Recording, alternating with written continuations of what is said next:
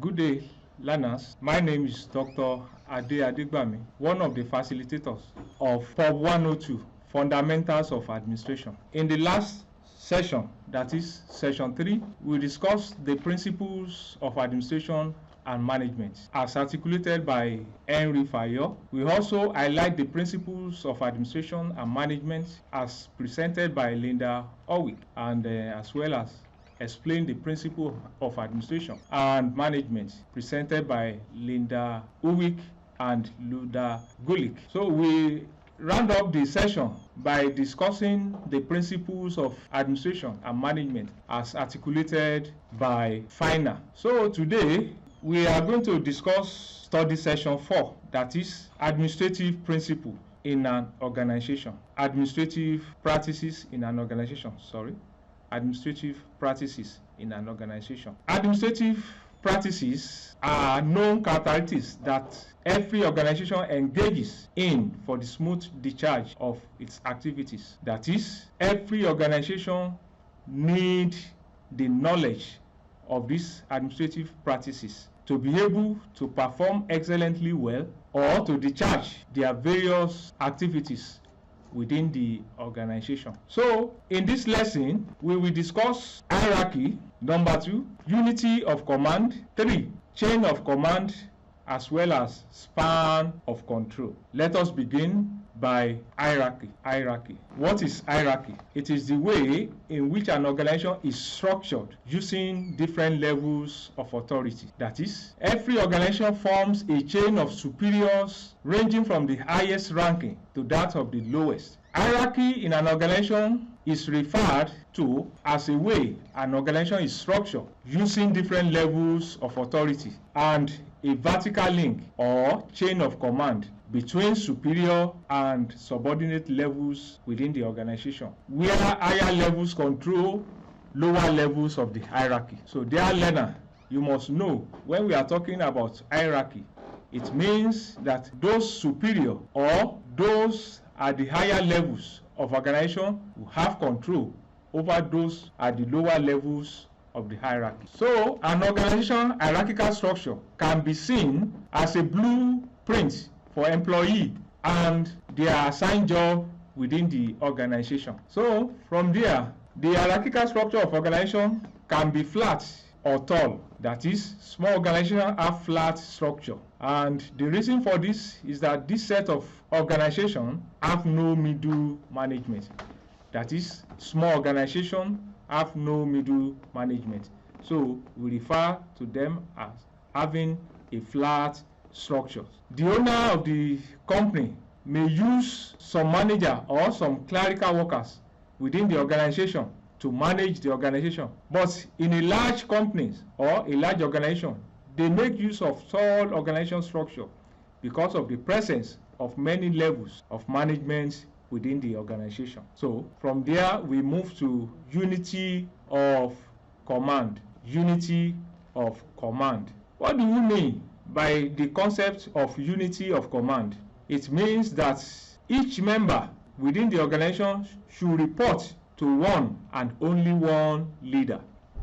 In other words, unity of command in an organization indicates that an employee should only receive orders or instruction from one superior. There should be no duplication of authority. So all the employee must look up to one leader to take instruction or directives in order to avoid confusion. If different people is giving order, if different people is commanding, issue commanding within organization, it will cause problem. So it is advisable within an organization that the subordinate must take instruction from only one superior within the organization. No employee is expected to or subjected to take orders or instruction from more than one superior. It means that there should be a single boss for each person, or what is being referred to as mono command. So unity of command also entails that each employee is directly responsible to one supervisor. Each employee is responsible to one supervisor. This supervisor is in turn responsible to one supervisor as well within the organizational hierarchy. The next one, the chain of command. The chain of command. The chain of command is an official hierarchy of authority in an organization that dictates who is in charge of whom. Chain of command in an organization denotes a hierarchy of reporting relationships from the bottom to the top of an organization. It spells out who must answer to whom. It spells out who is in charge, who is in control, who is to give order, who is to obey. The chain of command establishes accountability as it lays out an organizational line of authority and decision-making power. Therefore, a well-structured chain of command ensures that every task, every job within the organization or within the department or unit have one person assuming responsibility for performance. So, the importance of chain of command is that there must be somebody that will assign jobs. There must be somebody whom the subordinate will be reporting to and that will take responsibility of any activities of performances within the organization. So from this level, we move to span of control. Span of control. So employees within organization are given authority. Apart from authority, they are given responsibility that commensurates with their offices. That is, employees are given power to operate or the power to effectively deliver any jobs assigned to him or her. So span of control means that there is an upper limit to the number of subordinates any administrator can directly supervise. That is, there is maximum number of subordinates that can be assigned to any administrator to supervise directly. In essence, administrators are expected not to violate this principle if productivity is to be achieved within such organization. In other words, the span of control refers to the numbers of subordinates under the direct control of administrator. What do I mean by direct control? Direct control is a way of feeling how efficient an organization is structured. The larger the organization, the more its management layer. So, in essence, employee should be given authority that correspond with his responsibility, and that any administrator or superior must have a few number of subordinates that he or she can directly supervise. It is not that a